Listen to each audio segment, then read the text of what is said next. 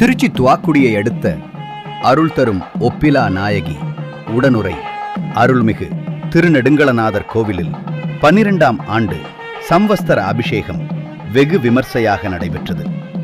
திருஞான சம்பந்தரால் பாடல் பெற்ற ஸ்தலமான திருநெடுங்களநாதர் கோவிலில் 12ஆம் ஆண்டு கும்பாபிஷேக விழாவை முன்னிட்டு ஸ்மஸ்தர விழாவானது வெகு விமர்சையாக நடைபெற்றது.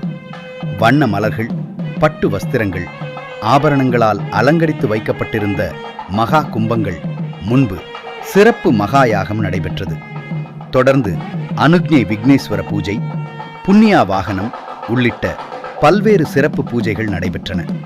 இதனைத் தொடர்ந்து செல்வ விநாயகர், வள்ளி, தெய்வானை, சுப்பிரமணியர், திருநெடுங்களநாதர், மங்களாம்பிகை மற்றும் உற்சவ பஞ்சமூர்த்திகளுக்கு பால், சந்தனம், மஞ்சள், இளநீர், தேன், பஞ்சாமிர்தம், திரவிய பொடி உள்ளிட்ட பல்வேறு அபிஷேக பொருட்களால் சிறப்பு அபிஷேகம் நடைபெற்றது.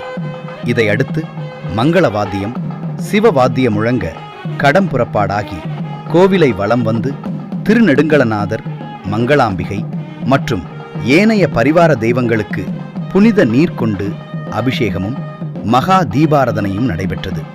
இதில் திரளான பக்தர்கள் கலந்து கொண்டு தேவாரம், திருவாசகம் பாடல்களை பாடி வழிபாடு செய்தனர்.